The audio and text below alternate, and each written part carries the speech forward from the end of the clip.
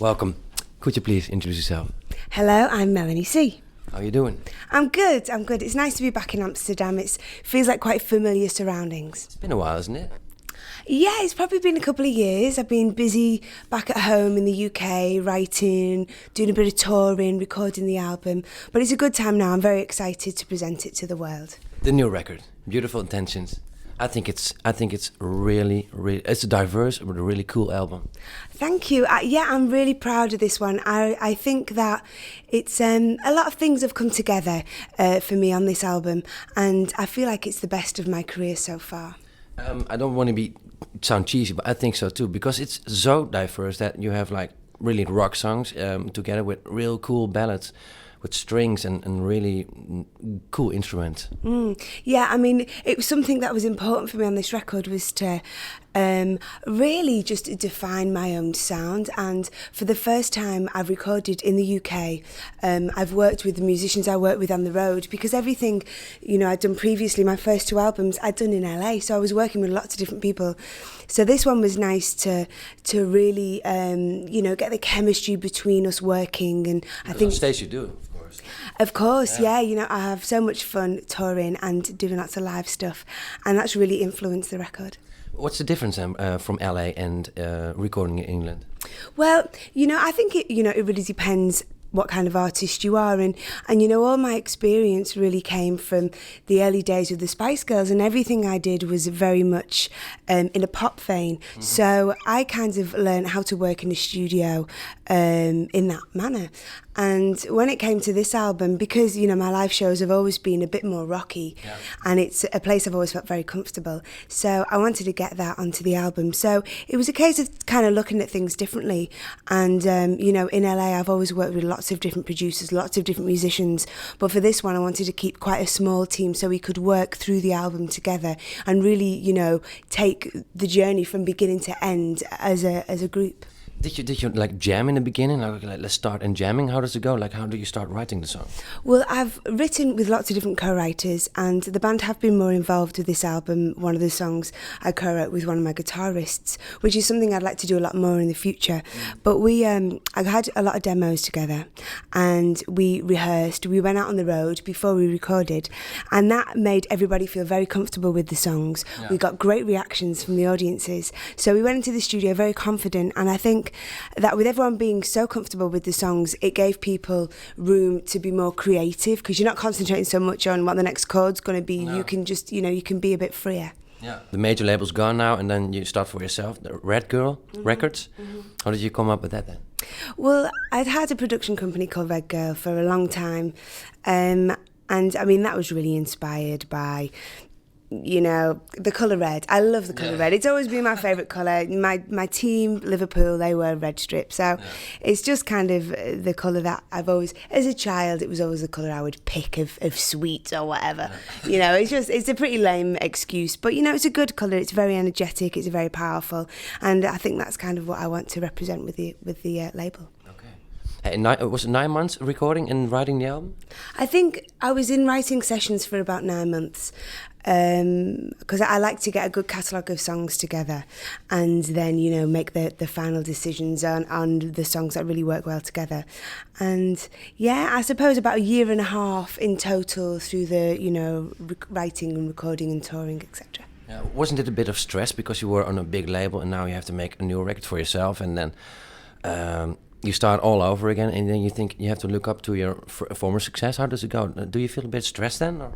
Not at all. I don't feel any pressure from my past success. I know I've been very, very lucky in the industry, of course, with my time with the Spice Girls. And then because you have 11 UK #1 songs. Yeah, absolutely. And a lot of that is obviously down to my time with the Spice Girls, and, I'm very grateful for that. But, I know that period of my career has passed. Right. And also solo, it's going great. So. Yeah, going very, very well. But, I feel that now I've really established myself as a solo artist. I'm very comfortable with the work that I'm doing. So I'm just enjoying myself. I've got a great band of musicians.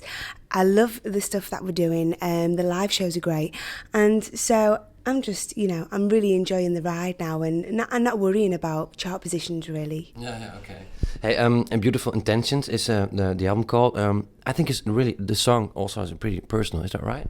There's lots of songs on the album that are quite personal, and I think it's always easier to write when you've got something real to express, really. Yeah. So yeah, that is a personal one, and my whole reason behind naming the album Beautiful Intentions was just because I felt it was quite an important statement that I wanted to put out to the world, because I think sometimes if you're in the public eye, especially in the UK, there can be many misconceptions about you, and I think sometimes people have me wrong. They don't really understand who I am or my personality, and I just wanted people to know that I do have good intentions. Is it weird sometimes that people look up to you like, and then they finally see that you're a normal person? It's very weird reading about yourself when people comment on you and you don't recognise the person that they're talking about, because that person doesn't exist. There's so much propaganda in the media. The thing you write in the song, the next big superstar, is that also, because you didn't write it, but is it also the intention of that feeling? Yeah, I worked with Adam, who wrote this song, and he's a great songwriter, and we discussed the song at length, really, and it has definitely been inspired by lots of talent TV shows. And it all explains in the song itself. So. Yeah, absolutely, and it was something, of course, I could identify with my past experiences, and you know that it's true, so. Absolutely, it is true, and I think many artists you speak to, if you read the lyrics to them, they'd get it. And although it's a fantastic industry to be in, and it's a fantastic way of life, there's definitely some darker sides and some things you have to be aware of. And I like to think that the song serves as a bit of a warning, really, to younger people out there who have the same dreams and aspirations. Like that the pop idol things and stuff. Yeah, definitely. Okay, Better Alone, number 3 on the record. I love that song. It's such a ballad, but so personal, I think. Yeah, I mean, this is probably one of the most personal tracks on the album, and it is one of my favourites, and it was one of the easiest to write. And you open yourself so up, like with the sing. I don't want it to sound cheesy. I know I do, but I love the song. So also with the strings in it, it's great, I think. Yeah, I wrote this with Peter Vitesi, who I worked with Reason. We wrote Reason together, and he's such a great songwriter. He's an amazing pianist, and I really feel comfortable with him, and that's when I can really be free and write such personal songs. So I love that song too, and it's actually going to be my second single. Oh, right, and we've shot the video, and the video's great. So yeah. What's it like? It's well, there's only myself in the video, and it's quite different. It's quite a unique video, really. It's just me in a room, and it's quite beautifully shot. It was directed by Mary McCartney, and it's the first music video that she's done. So she's a photographer, yeah. Yeah, she shot all the images for the artwork, and I really enjoyed working with her. And it's been very exciting. Family from the McCartney? Yeah, her dad's Paul. Yeah, oh, sister's sorry, Stella. So, Stella and so of course her mum Linda was a great photographer, and I think she's inherited that eye. Yeah. Wow, that's great. Yeah. The rest of the album is also diverse, but really rocky, because you like to rock, isn't it? Absolutely. When I'm on stage, that is my best moment, really, when I'm rocking out, and so I really wanted to show everybody that. What kind of music do you listen to last month? What kind of last rock albums did you buy? Yeah, I do listen to a lot of rock music. The albums I'm listening to the most at the moment are Kasabian, the Kaiser Chiefs, the Killers. It makes me laugh because everything begins with a K. Yeah. Who else? Everything with the... Yeah, Foo Fighters. I don't know if their new album's out, but hopefully I'll get that as soon as it comes out. System of a Down, I'm a big fan of as well, getting a bit tougher. I interviewed them a couple of weeks here in the almost same room here. Really? Yeah. How funny, how funny. Really cool. Oh, thank you. So, rock and roll is your lifestyle a bit? Well, I mean, I wouldn't really say it's my lifestyle, but it's definitely the music I choose to listen to. Is it sometimes annoying for you when you're walking on the street and you get recognized all the time? Is it still going on? Well, I mean, I think I do get recognised quite a lot, but, you know, it's not a problem. People are always very sweet, and some people come up for autographs or, you know. Hey, sporty. Yeah, well, I don't really get much of that anymore. Sometimes you might get some cheeky boys from coming out of school who think it's funny to shout sporty at me, but that doesn't happen very often. You know how it works. Yeah. Are you still into sports then? Well, you know, I'm still very active, and I think I always will be. It's a big part of my life. I mean, I do enjoy watching sports. I don't really play any sports, but I like going to the gym and running and stuff. So. Yeah. Do you see the rest of the Spice Girls sometimes? Because last year there was like rumors about maybe getting together after a dinner. You had to all together.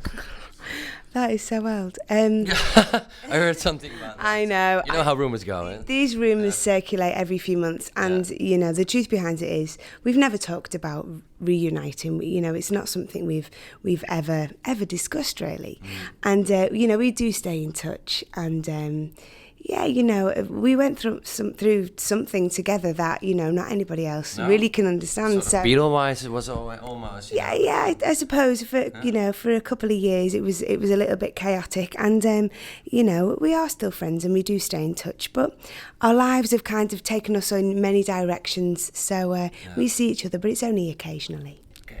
Hey, one more question. You arrived yesterday here in Amsterdam. What did you do? Did you went around the city? I worked. I've not been very well actually, so I've been trying to get lots of sleep so I'm fit for the show. But yeah, I mean, I've been on quite a bit of a whirlwind promotional tour across Europe and Scandinavia, so I haven't, I'm afraid. But you know, I'll be back. Cool. Thank you very much. Thank you.